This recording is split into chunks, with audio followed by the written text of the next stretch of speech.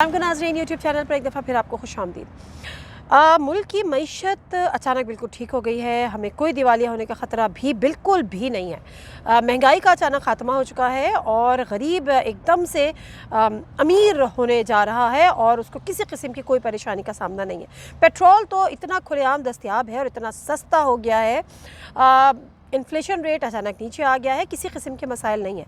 वजह यह है कि अब ये हमारे यहाँ सच कहने पे चूँकि पाबंदी है, तो इसलिए अगर हम आपको सही सूरत हाल बताएंगे तो अब हमें ये बताया गया है कि जो मईशत को लेकर सच बोलने की कोशिश करेगा उस पर एफआई ये जो है वो हरकत में आएगी। तो अगर हम कबूतर की तरह आंखें बंद कर लेंगे तो सब अच्छा हो जाएगा, और ये हमारी हिस्ट्री है और हमने अपनी हिस्ट्री से कुछ भी नहीं सीखा। नेशनल सिक्योरिटी काउंसिल की एक दफ़ा फिर मीटिंग हुई, नेशनल सिक्योरिटी कमेटी, और उसमें सर जोड़ कर बैठे थे स्टेक होल्डर। एक उम्मीद सी बंधी थी जब आर्मी चीफ कराची आए थे और उन्होंने एक बात की थी कि जो स्टेक होल्डर्स हैं उनमें कंसेंसस की ज़रूरत है, तो एक उम्मीद बंधी थी कि शायद हालात कुछ बेहतरी की तरफ गामज़न हो। अलग अलग टोटों में बटी हुकूमतें, सियासी जमातें जिनको अवाम की हिमायत हासिल नहीं हो, वो चीज़ उस तरह से नहीं होगी। अच्छा, अब मैं इस समय मौजूद हूँ कराची में।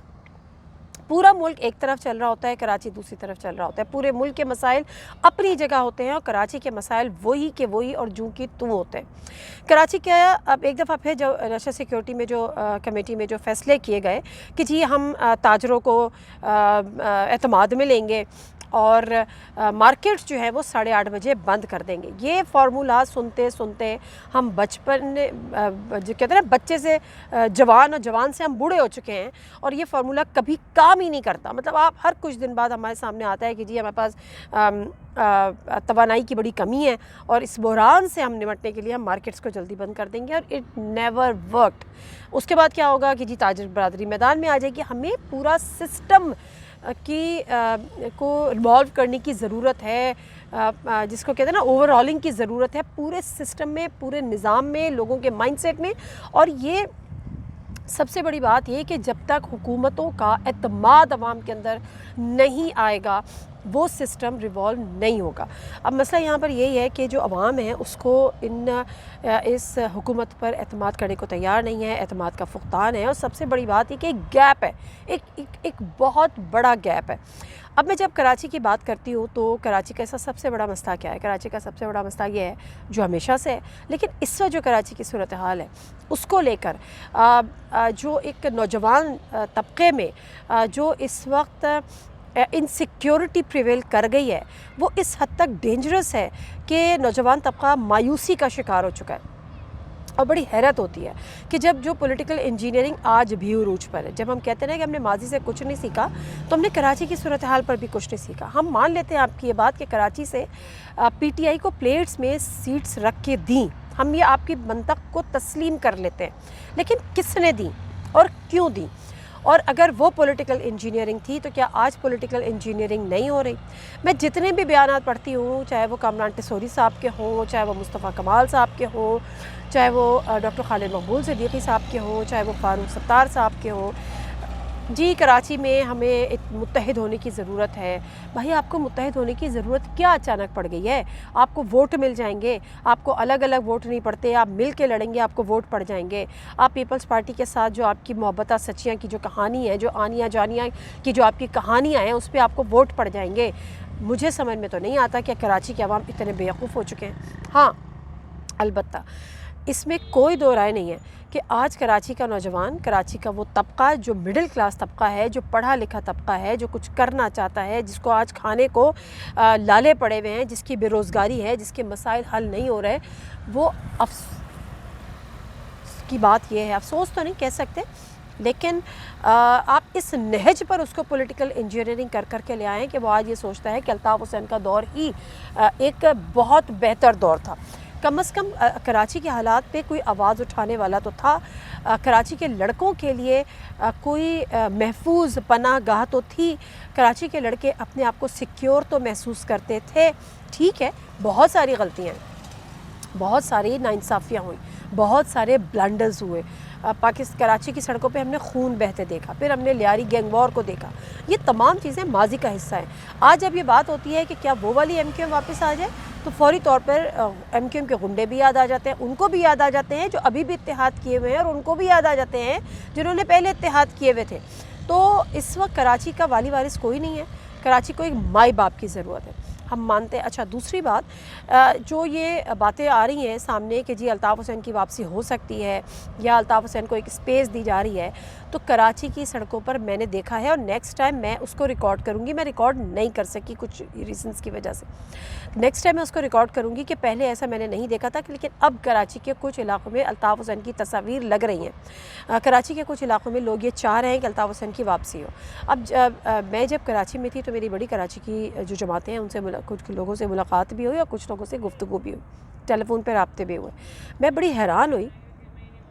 मैं इस वक्त कोई नाम जमात का नहीं लूँगी, लेकिन एक जमात जिसकी पूरी की पूरी सियासत ही अल्ताफ़ मुखालिफ सियासत थी, उसकी पूरी की पूरी सियासत की बुनियाद ही अल्ताफ़ मुखालिफ थी, अल्ताफ़ दुश्मनी थी, वो मुझे आज कहते हुए पाएगा कि जी हमारी कोई दुश्मनी थोड़ी थी।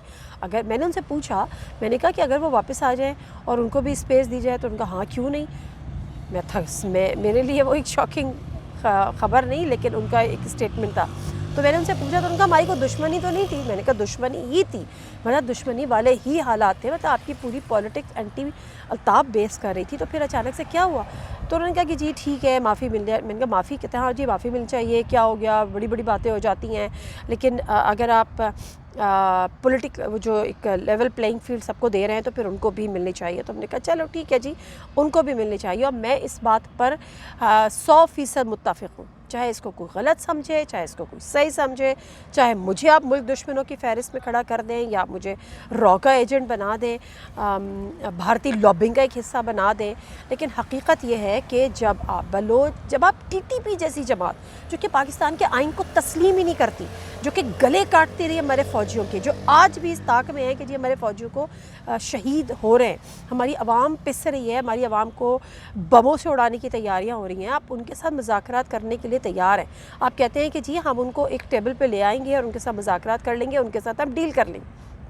उसके बाद बलोच कौम परस्त तहरीक अलहदगी पसंद, उनके साथ आप कहते हैं कि जी वो पहाड़ों पे चढ़ गए हैं, तो वो भटक गए हैं, जी वो बहक गए हैं, जी वो बागी हो गए हैं, हम उनको भी मेन स्ट्रीम में लेकर आएंगे। आप सबको मेन स्ट्रीम पर लेकर आएँ, लेकिन सिर्फ मुझे ये बताएं कि कराची वालों ने क्या कसूर किया है। कराची में जो पॉलिटिकल वैक्यूम है, इसकी वजह क्या है। आपने जब अल्ताफ़ हुसैन का कराची से ख़ात्मा किया था, तो क्या आपने ये सोचा था कि कराची का अब वाली वारिस कौन होगा, कराची के मसले मसाइल, कराची के लिए आवाज़ उठाने वाला कौन होगा।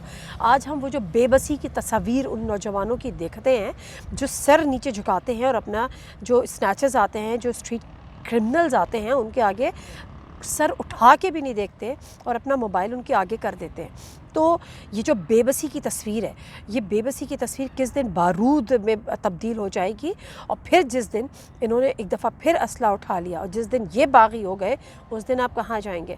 आप कराची को बलूचिस्तान की पहाड़ियाँ ना समझें, कराची पाकिस्तान का इकनॉमिक हब है। कराची चलता है, पाकिस्तान चलता है, ना कराची के ताजरों को आप उस तरह से स्पेस दे रहे हैं। जब आपको कुर्बानी की ज़रूरत होती है, आप सोचते हैं कि जी कराची की ताजर तबका जो है वो कुर्बानी दे, निज़ाम की दुरुस्तगी आपकी प्रायोरिटीज़ में नहीं है। और इसी तरह से कि जब कराची की वाली वारिस की बात होती है, कराची के लिए कुछ सी आवाज़ उठाने वाले की बात होती है, कराची के पॉलिटिकल वैक्यूम की बात होती है, कराची की आवाज़ की बात होती है, कराची के नौजवानों के हक़ की बात होती है, कराची के नौजवानों की ज़िंदगियों की बात होती है, तो उस वक्त आप कोई बात नहीं कर रहे होते। उस वक्त आपको मैंने नहीं देखा। अच्छा, उस दिन मुर्तज़ा वहाब साहब की मैं एक प्रेस कॉन्फ्रेंस देख रही थी कि जी हम उनके घर जाते हैं। मुर्तज़ा वहाब साहब पिछले 3 हफ़्तों में नहीं तो कराची के 10 लड़कों को शहीद कर दिया गया, और वो कैसे गलियों में उनका खून बहा दिया गया, इसलिए कि उनसे मोबाइल स्नैच हो रहा था। जावेद उर्दू साहब वो कहते हैं कि जी आप मज़ाहमत ना करें। اور جب خون بہا جاتا ہے، مجھے بتائیں پیپلز پارٹی کی حکومت ہے کس نوجوان کے گھر گئی ہے اور کس مجرم کو یا مجرم کو انہوں نے پکڑا ہے. اور ایک میں نے سنا تھا کہ جی وہ پولیس مقابلے میں مارا گیا. تو کراچی میں پولیس مقابلے کیسے ہو سکتے ہیں؟ یہ تو ایک کراچی آئی ٹی بتا سکتا ہے. اور مجھے بڑی حیرت ہوتی ہے جو کراچی سے باہر رہنے والے، جن کو کراچی کی ککھ نہیں پتہ، وہ کراچی کے بارے میں بات کرتے ہیں اور کہتے ہیں جی غنڈوں کے ہاتھوں میں آپ دوبارہ سے دے دیں گے تو آپ فرشتے لے آئیے اور کراچی کے مسئلے مسائل فرشتوں سے کہہ دیجئے کہ وہ حل کر لیں. اگر کراچی کے عوام، ہم جب یہ بات ہوتی ہے نا بیٹی کہ عوام جو چاہتی ہے وہ ہونا چاہیے، تو کراچی کی عوام جو چاہتی ہے وہ کیوں نہیں ہونا چاہیے؟ اگر آپ کو تکلیف ہے آپ کراچی کے عوام سے پوچھ لیں. اگر آپ کو تکلیف ہے اور آپ کو یقین نہیں ہے تو آپ کراچی کے عوام سے ایک ریفرینڈم کرا لیں. دودھ کا دودھ اور پانی کا پانی ہو جائے گا. بہت شکریہ. نادر مرزا کو اجازت دیجیے.